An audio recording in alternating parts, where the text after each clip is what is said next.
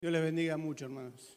Es una alegría seguir, bueno, un tiempito más con ustedes.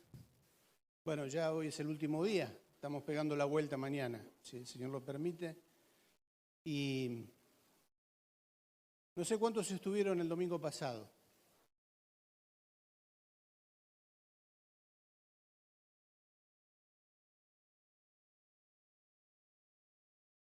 ¿Tengo que empezar de vuelta del domingo pasado?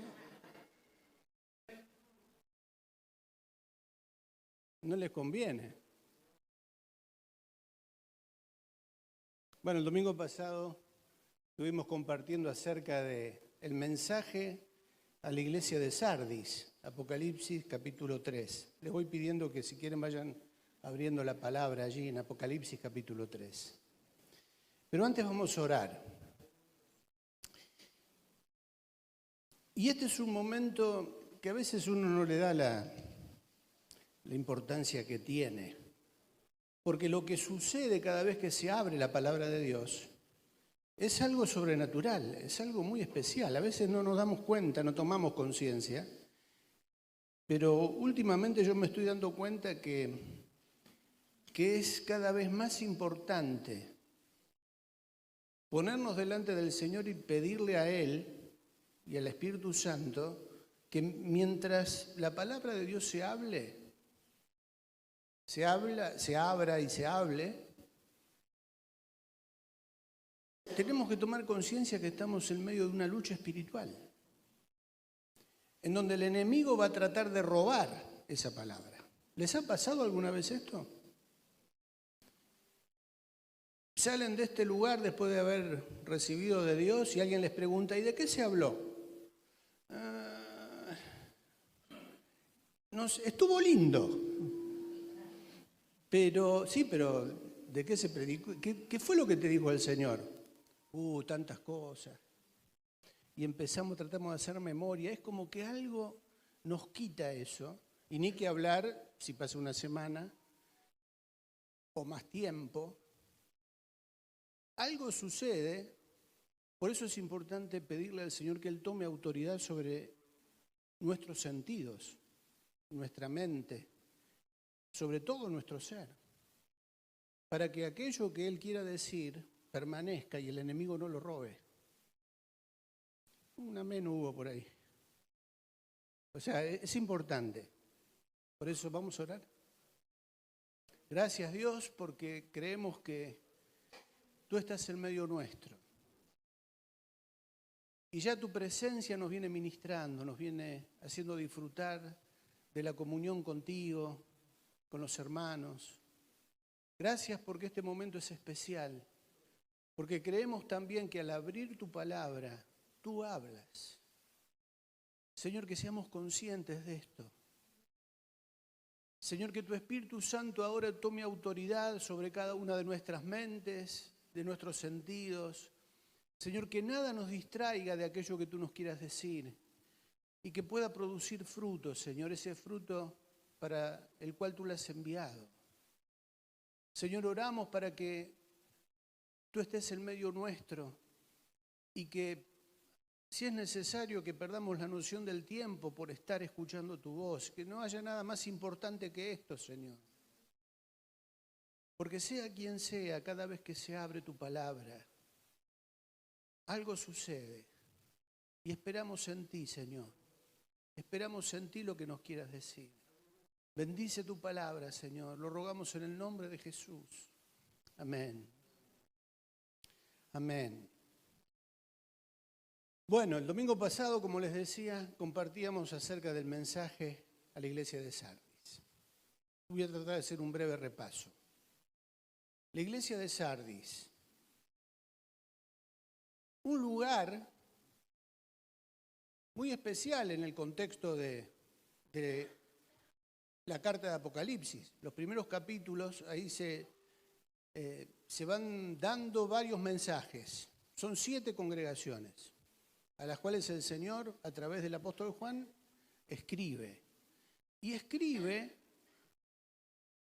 aquellas cosas que formaban parte del contexto de esos lugares, señalando problemas, pecados.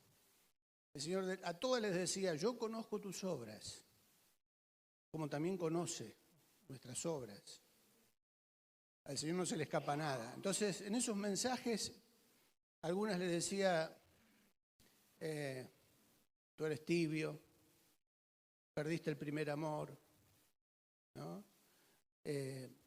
Señala problemas, pecados, pero también dice cómo corregir eso, cómo solucionar eso. En todas por ahí coincide la palabra arrepentimiento. Arrepiéntete y vuelve. Bueno, Sardis es una de esas congregaciones que tiene una historia particular, la recordábamos el domingo pasado, un lugar que tenía sus ventajas y sus desventajas, pero básicamente era un lugar considerado inexpugnable. Nadie lo podía dominar por la característica, la topografía de ese lugar. Tenían unas murallas invencibles, hasta que fueron vencidas. ¿Y cuál fue la causa? Se relajaron, dejaron de ser vigilantes. Y una de las cosas que el Señor le dice a la iglesia, sé vigilante.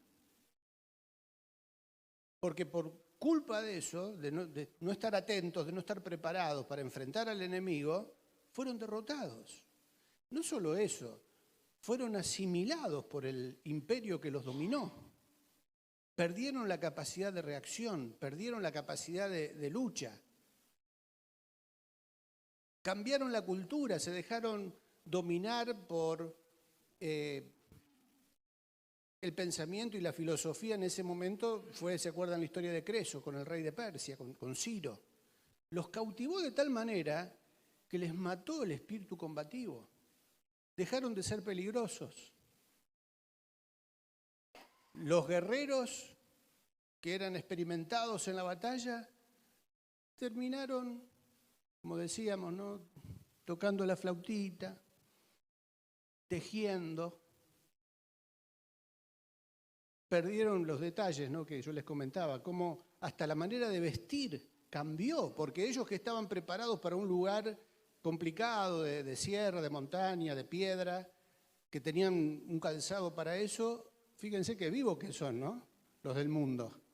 Les cambiaron la moda y les pusieron sandalias cómodas para perder esa capacidad de andar entre los lugares complicados, y de esa manera dejaron de ser peligrosos. O sea, hasta en esos detalles. Interesante, porque esa misma estrategia la sigue usando el enemigo en nuestros tiempos. Nos cautiva, nos seduce, nos hace inofensivos. Ese fue el problema de la iglesia de Sardis. Terminó siendo tan inofensiva que ya no le causaba problemas a nadie. Por eso meditar en lo que está sucediendo en nuestros tiempos es importante. Y cómo el enemigo sigue utilizando, sigue refinando sus estrategias para influenciar a la iglesia, en la iglesia, justamente para eso, para que le seamos funcionales a las estrategias del enemigo. Pedir discernimiento espiritual es fundamental en este tiempo, porque parece que está todo bien. Y la iglesia de Sardis, en el momento en que se escribe esta carta, ya había pasado por el imperio persa, por el imperio griego, que también fueron dominados por el imperio griego. En este momento estaban siendo dominados ¿por qué imperio? Por el romano. Y los romanos también. Los romanos también los tenían ahí tranquilos, mansitos. Esa zona era una zona sísmica, cada tanto había algún terremoto, y Sardis había sido derrumbada por esos terremotos, y el imperio romano otorgó subsidios, planes, ayuda. ¿Para qué? Para volver a reconstruir la ciudad. Y Sardis se reconstruyó y volvió a recuperar su prosperidad, su tranquilidad, y se especializaron, y acá ya vamos introduciéndonos en lo que vamos a leer ahora, se especializaron en el rubro textil. Fueron famosos por el tema de la tintura de telas. Se especializaron en el teñido. Las telas de Sardis eran famosas en el imperio. Y uno de los detalles de las cosas es que habían logrado el color blanco, que no es sencillo hasta el día de hoy lograr un teñido blanco bueno. Las mujeres que saben de teñido confirmarán o no. Yo no sé nada de teñido, pero sí sé que lograr el blanco es difícil, el blanco blanco. Bueno, ellos habían logrado un blanco que se destacaba del resto de los que trabajaban en este rubro. Y las telas de Sardis eran muy valiosas por eso. No cualquiera usaba el blanco, no cualquiera se vestía con túnicas blancas. Aparte de el mantener la ropa blanca en un lugar como esos, de polvo, de tierra, es difícil, ¿no? Es difícil mantener el blanco ahora. Pero en esos lugares era lógico que costara.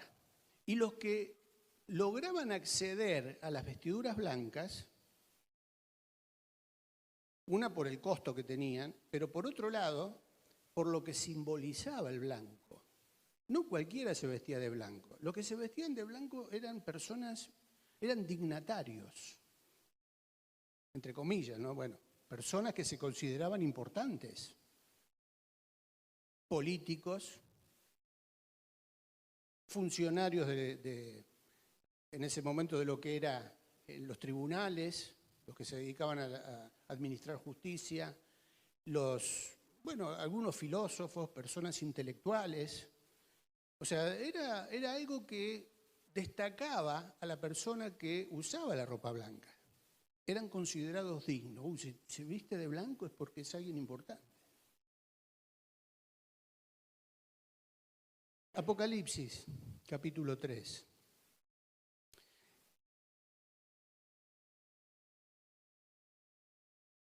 Vamos a leer desde el 3. Acuérdate pues, le dice el Señor a la iglesia, acuérdate pues de lo que has recibido y oído y guárdalo y arrepiéntete, pues si no velas, vendré sobre ti como ladrón y no sabrás a qué hora vendré sobre ti.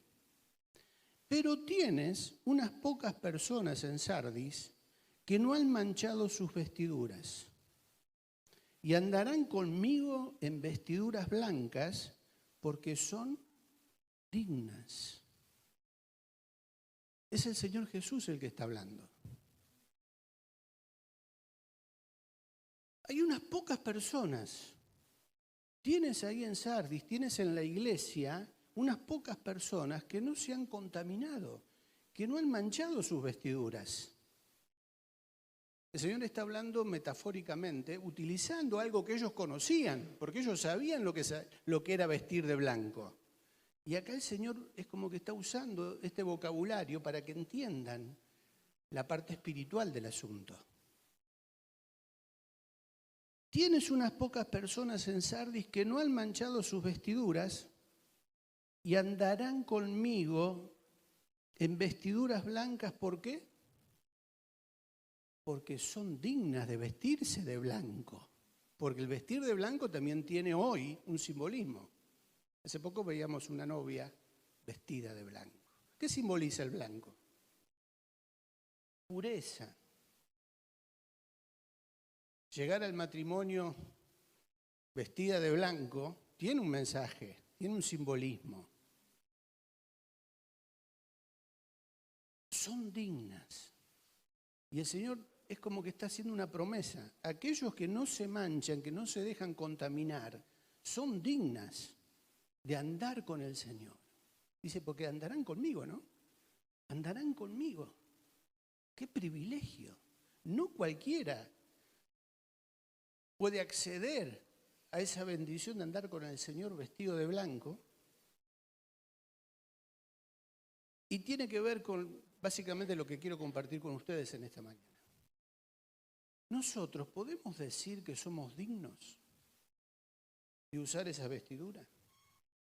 O sea, vivimos en un mundo vivimos en una realidad también, como en aquella época, en un contexto en donde estamos lidiando cada día con aquellas cosas que el mundo nos ofrece o que el mundo pretende que nosotros adoptemos, porque mantienen la misma intención de dominar, de influenciar sobre nosotros. ¿Para qué?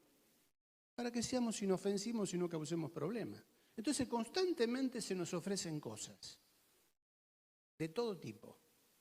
Estamos expuestos cada día, uno prende la televisión y ¿qué se nos ofrece? De todo, ¿no?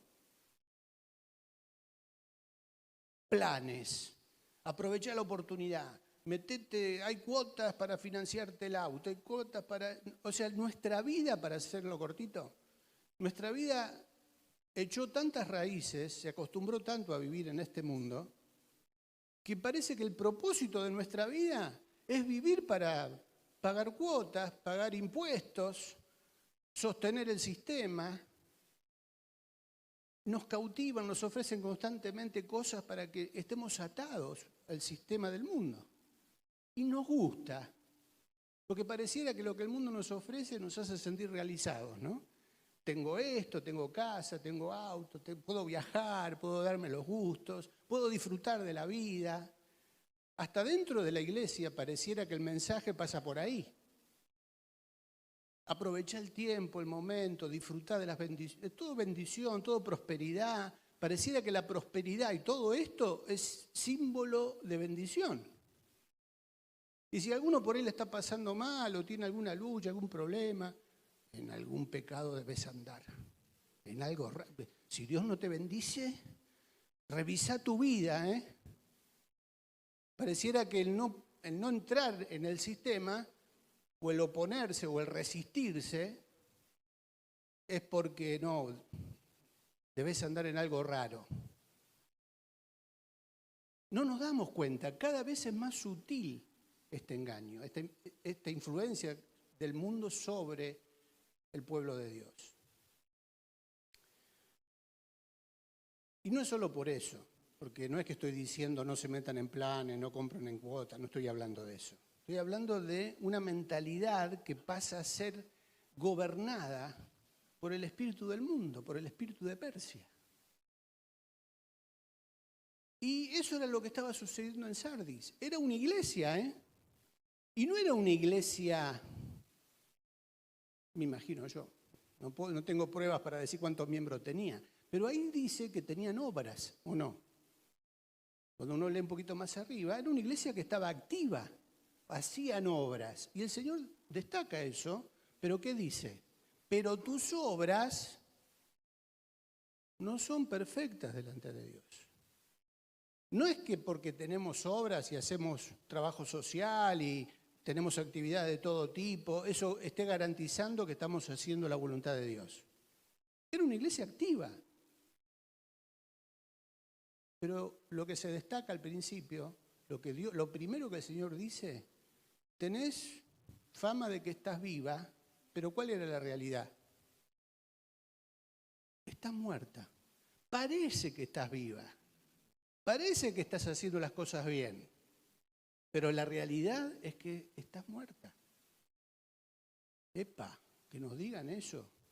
Es duro, ¿no? Es difícil. ¿Cómo que estamos muertos? Si mirá el hermoso templo que tenemos, el sonido que tenemos, los instrumentos, las sillas. O sea, podemos destacar lo visible, ¿no? La cantidad de miembros, las obras de extensión. Mirá. Pero eso no garantiza nada. Porque el Señor, como a cada una de las congregaciones le decía, yo conozco tus obras. Sé cuál es la motivación de tu corazón. Pero hay esperanza. ¿O no? Hay esperanza. Tienes unas pocas personas, hay un remanente. El Señor siempre se movió a través de los remanentes. A lo largo de toda la Biblia encontramos remanentes en el pueblo de Dios, que se mantienen fieles, que resisten, un grupo de resistencia. Bueno, me van a decir algunos como siempre, bueno, vos sos de las teorías conspirativas, siempre estás viendo conspiraciones, ataques. Bueno, en realidad la Biblia nos cuenta una gran conspiración de los siglos entre Dios y su enemigo. Bueno, estamos viviendo en esa realidad espiritual permanentemente. Hasta que el Señor venga va a ser así. Por eso tenemos que estar preparados y darnos cuenta de qué lado estamos. ¿De qué lado estamos? Que el Señor quiera que en esta mañana podamos estar todos del lado del remanente, que resiste, que no se deja llevar, aún con pasajes bíblicos, de las nuevas modas religiosas que se están infiltrando dentro de la iglesia, de las nuevas formas de teología, que no son nuevas, en realidad tienen siglos de historia, pero se van actualizando, ¿no? Hay iglesias en este momento que están abandonando la prédica del Evangelio. ¿Para qué? Si el Señor es amor y Dios va a salvar a todo el mundo, porque la Biblia dice que Él no quiere que ninguno perezca, y si Él no quiere que ninguno perezca, todos se van a salvar. Solamente hay que esperar que Dios los toque. Cuidado. ¿Dice eso la Biblia? Sí. Dice que Dios desea que todos procedan al arrepentimiento, pero para que todos se arrepientan, ¿qué hay que hacer? Predicar el Evangelio. Porque ¿cómo van a creer si no se les predica? ¿No dice Pablo eso? ¿Y cómo van a salir a predicar si no son enviados? ¿A quién le corresponde esa tarea? A la iglesia, a nosotros. No bajemos esas banderas. No nos olvidemos que la iglesia de Jesucristo existe con un propósito. Bueno, ahora aparece el hipercalvinismo, el neocalvinismo, aparecen otras corrientes que dicen, bueno, no. Escuché hace poco una frase de alguien que decía, al Señor no se le escapa a nadie. Aquellos que el Señor quiera salvar, los va a salvar. ¿No? Esas frases así. No se preocupen. Medias verdades. El diablo es especialista en las medias verdades, cuidado. Y usa pasajes bíblicos, como lo hizo con el Señor en la tentación en el desierto.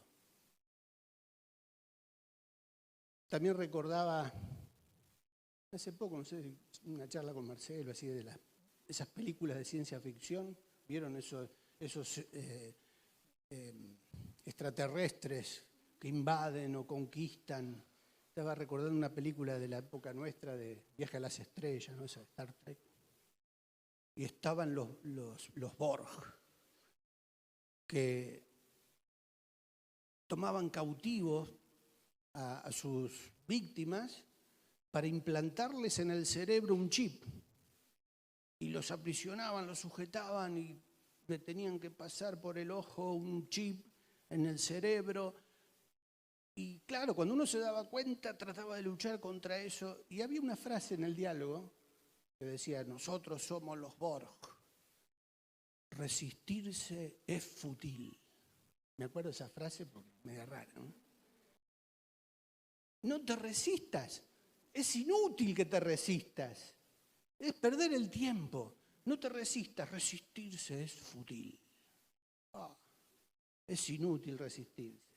Claro, una vez que te ponían ese chip, quedaba ahí y siempre te dominaban con algo. Espiritualmente está pasando eso. Y hasta la mentalidad de muchos creyentes sigue siendo esa. Y bueno, si todos lo hacen, si el mundo va en esta dirección, y bueno, tenemos que ser, a ver, hay una palabrita ahí, tenemos que identificarnos con el mundo, tenemos que empatizar, así podemos llegarles con el Evangelio. Entonces tenemos que compartir con ellos lo que ellos hacen, adoptar sus modas, adoptar sus costumbres, adoptar todo, la cultura, la música, la moda, y de esa manera vamos a poder llegar y lo vamos a poder conquistar con el Evangelio. ¿No escucharon esos argumentos alguna vez? Lástima que terminamos siendo nosotros los conquistados como los miembros de la sociedad de Sardis, ¿o no?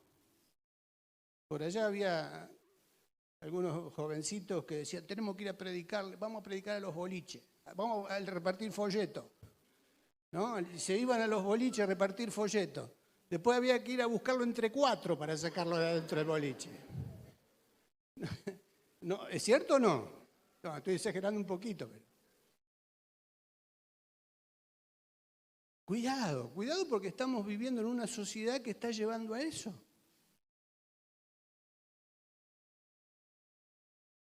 Hay un texto para ir tratando de entrar en la conclusión. Me encanta Jeremías, en el capítulo 15, texto conocido. Dios le decía a Jeremías, porque acá en Apocalipsis, en el capítulo 3 de Apocalipsis, leíamos, o no sé si llegamos a leer,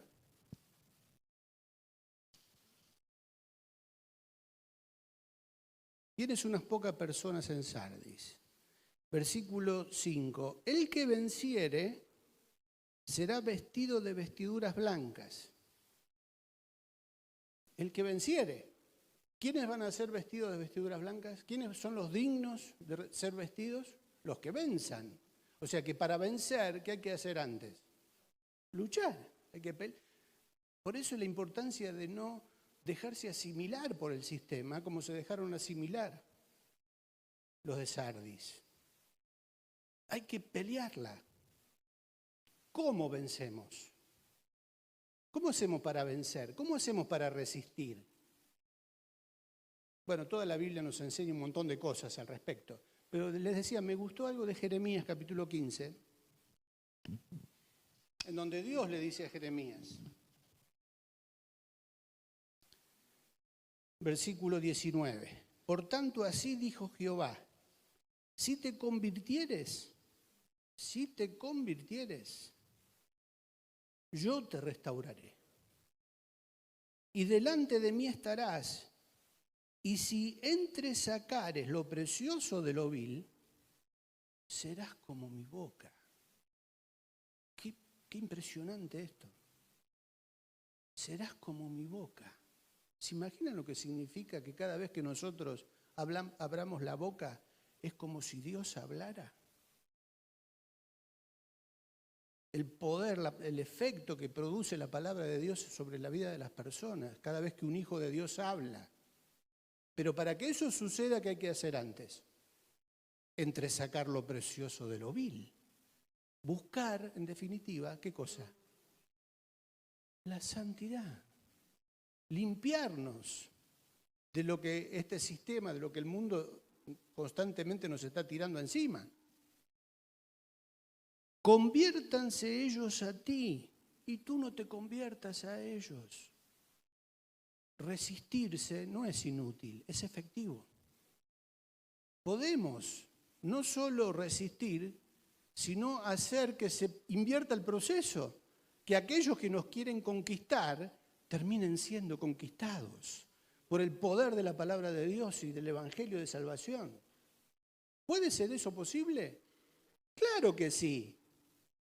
Lo que pasa es que, claro, nos lavaron tanto la cabeza que parece que no vale la pena perder el tiempo tratando de predicar el Evangelio, de que el mundo se convierta a nosotros. Pero acá Dios le dice a Jeremías, ellos se tienen que convertir a ti, no tú a ellos. Y te pondré en este pueblo por muro fortificado de bronce y pelearán contra ti. Sí, van a pelear. El mundo va a resistir siempre el Evangelio de Jesucristo. Siempre lo va a resistir. Y van a pelear y se van a oponer y van a perseguir a la iglesia y van a perseguir a los remanentes fieles. Van a ser perseguidos. Pero no te vencerán. ¿Creemos esto? Creámoslo. Es promesa de Dios ¿para quiénes? Para aquellos que se conviertan y busquen la santidad. No se presten más al sistema. No te vencerán, ¿por qué? Porque yo estoy contigo para guardarte y para defenderte, dice Jehová. Y te libraré de la mano de los malos y te redimiré de la mano de los fuertes. ¿No es una hermosa promesa? ¿No es palabra de Dios también para nosotros? Esto que Él le dijo a Jeremías contienen principios fundamentales para resistir, para vencer. Pero ¿cuáles son las condiciones para esta promesa? Convertirse. Hay que convertir. ¿Qué es convertirse? Claro, eso implica un cambio, un cambiar de dirección. ¿Estamos yendo por un lugar arriesgado? Tenemos que modificar eso. ¿Estamos yendo por lugares peligrosos o por lugares que nos están haciendo caer o que nos están seduciendo y no nos damos cuenta? Salgamos de ahí, cambiemos el rumbo, dejemos de bailar al son de la música que el mundo toca para comenzar a bailar con la música de Dios. Dejemos de echar raíces en la tierra, dejemos de estar atados a este sistema que cada día esclaviza más, con un montón de ofertas, y empecemos a echar raíces en el cielo. Qué bueno que se presenten novios en el Señor, ¿no? Y que juntos vayan pensando la vida de otra manera, no como la piensan los novios del mundo, en donde uno empieza una relación y si el amor se fue, se fue. Pasó el amor y uno para un lado, otro para el otro, empiezan otra relación en otro lado y después siguen por otro lado y van dejando hijos regados por todos lados porque se murió el amor. Qué distinto es cuando en el Señor uno busca su voluntad. Lo que Dios unió no es lo mismo que lo que une el mundo. En Dios hay un sentido, hay un propósito, ¿o no? Cuando Dios une a alguien, por eso dice, lo que Dios unió no lo separe el hombre, no se meta el hombre, ni dejemos que se metan a gobernarle la vida a aquellos que son unidos por el Señor. Y acá hay suegros nuevos que tienen que aprender eso. Porque claro, uno dice, son nuestros niños, nuestros nenes. Bueno, pero ahora empiezan su propia vida. Sí, los padres siempre vamos a ser padres y vamos a estar ahí, ¿no? No es que hay que cortar esa relación. Pero ahora tienen que vivir sus propias experiencias, sus propias aventuras. Y Dios los va a llevar de acuerdo a sus propósitos. Por eso dice, el hombre dejará a su padre y a su madre y se unirá a su mujer. No es que lo van a dejar y no se meta más con nosotros, ¿se entiende, no? Pero no sé por qué estoy hablando de esto, si esto no. Ya me van a retar después.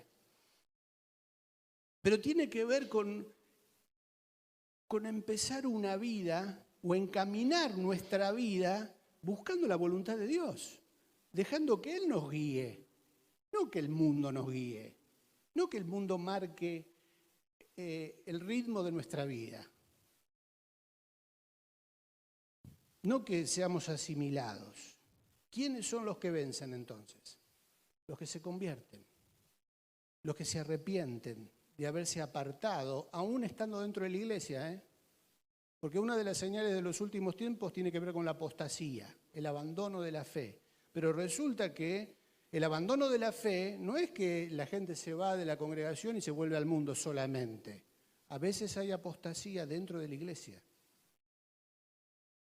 Bueno, es otro tema también para analizarlo en otro momento, pero cuidado, porque podemos apartarnos de la fe de la palabra por seguir otras cosas.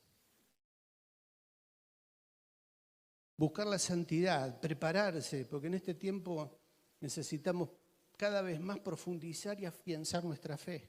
Porque el engaño, como decía, es tan sutil que no nos damos cuenta y nos llevan de las narices. Y somos engañados tan fácil. Bueno, yo cada vez que vengo a Buenos Aires me doy cuenta de que la tecnología está cada vez más al servicio de la seguridad. Están todos asustados, ¿no? Entonces todos están protegidos con alarmas, con cámaras, con, no sé, sensores de todo tipo y alarmas comunitarias que suenan por ahí. Y yo vengo al barrio donde me crié, y digo, ¿dónde estoy? Parece un sistema de alta seguridad de eso que se ve en las películas, ¿no? ¿Por qué? Porque también el tema del miedo se metió a gobernar nuestra manera de pensar y de decidir las cosas. ¿O no es así? Los horarios que se manejan, ¿hasta qué hora andan de noche? ¿Hasta qué hora son las reuniones? En el mejor de los casos, que haya reuniones. Porque el tema de la virtualidad es otro tema que está relacionado también con la comodidad de lo virtual. Se perdió la comunión del cuerpo a cuerpo, ¿o no? ¿No se está perdiendo eso? Ahora todos eligen la virtualidad. Allá, hasta en Córdoba, hasta allá en La Falda, estamos preocupados porque todos piden los audios de las prédicas. Pudiendo venir, no vienen. Pero bueno, se transmite en vivo. Bueno, está bien, ocasionalmente, no está mal. Hay personas que por alguna cosa o la otra no pueden estar. Y bueno, sí, grabamos los audios, se mandan, pero algunos vivos, no, hoy me quedo, total escucho el audio. Menos mal que acá no pasa esto, ¿no?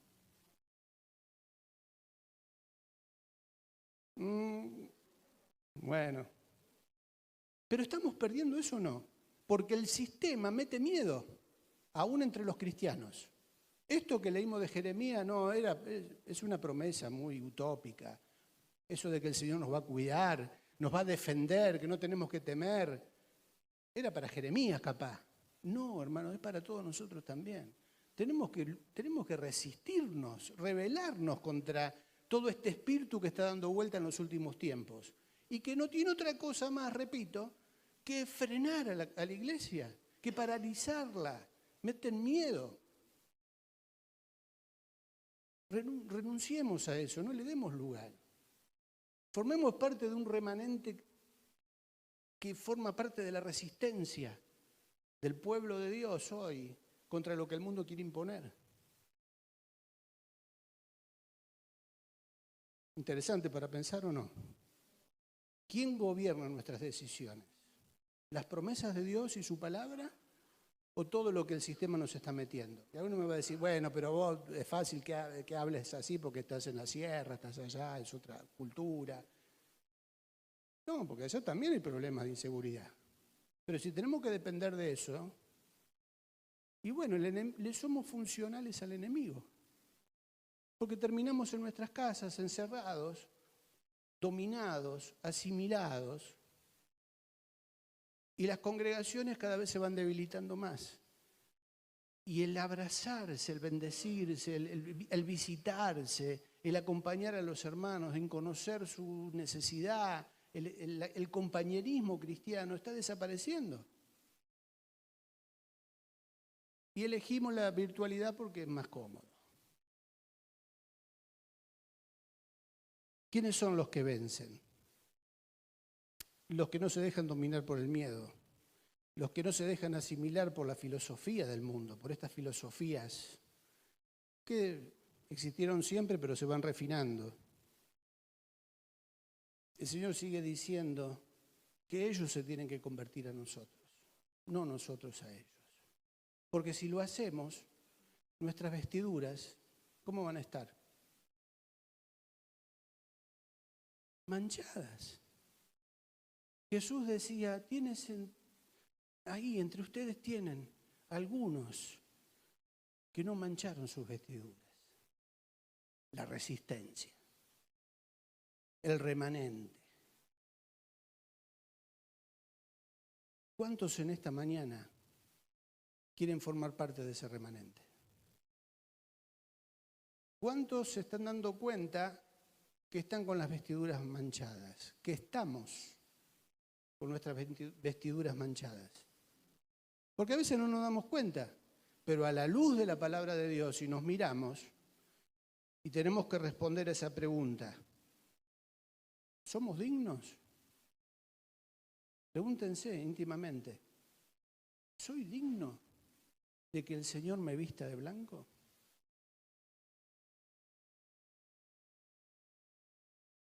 la primera respuesta que surge, ¿cuál es? Estoy medio flojo de papel. Tengo que arreglar, hay cosas que tengo que cambiar acá. Lo que orábamos al principio, tengo que someter mi pensamiento, mi mente a la obediencia ¿a quién? Dice eso la palabra, ¿no?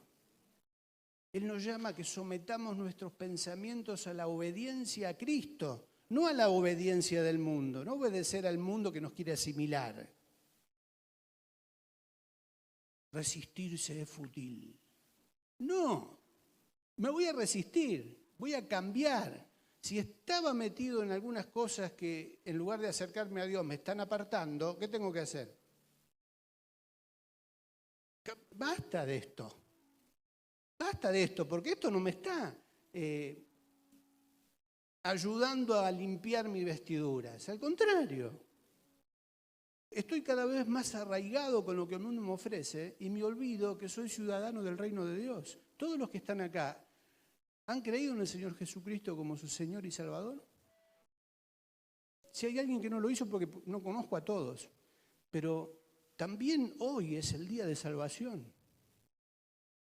Es el día de salvación para aquellos que todavía no escucharon hablar de que alguien vino a morir por nuestros pecados. Pero también es un día de salvación para aquellos que hace mucho que hicieron esa famosa oración de fe, que tampoco garantiza nada, hacer una oración de fe, repetir un rezo. También es oportunidad para que todos nosotros cambiemos, nos convirtamos, modifiquemos costumbres, conductas, modas, culturas y volvamos a la palabra de Dios, lo que decía Santi el viernes, ¿no? Volver a que la palabra de Dios sea la que rija nuestras vidas, la que nos guíe. El Señor, a través de su palabra y de su Espíritu Santo, nos va a hablar, nos va a guiar, nos va a decir, mira, esto no, esto ya fue, esto no te ayuda, al contrario, te distrae. Porque, repito, el enemigo buscó eso a lo largo de los tiempos y lo sigue buscando hasta el día de hoy. Que la iglesia toque la flauta y ande en pantuflas. Que aprenda a teñir ropa, a tejer en crochet. ¿Usar la armadura de Dios? No. No, ¿para qué te vas a meter en problemas? ¿Para qué vas a combatir al mundo? El mundo es fútil, combatir contra el mundo. Es inútil. No. Cómodo, relajado, tranquilo, como la iglesia de Sardis. No le hacían daño a nadie. Eran inofensivos. Aparte, el Estado la sostenía con planes, con subsidios. Le ayudaron a reconstruir la casa. No, ¿cómo nos vamos a volver contra el Estado? Y no me hagan hablar de la política ahora, porque ahí sí que es la última vez que me van a invitar. Pero ¿acaso las ideologías políticas del mundo no están causando una grieta en la iglesia?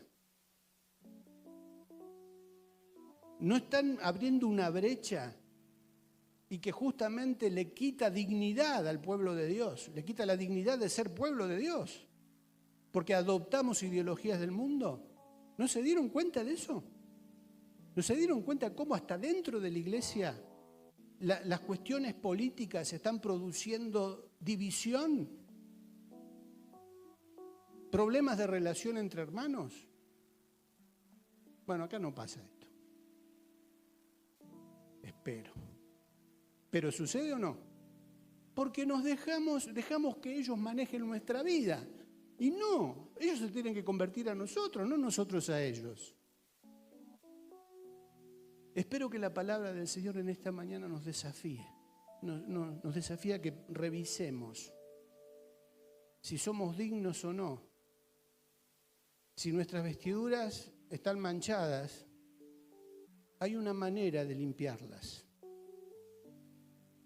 Yo espero que en algún momento, cuando llegue el momento, el Señor nos vista con esas vestiduras blancas.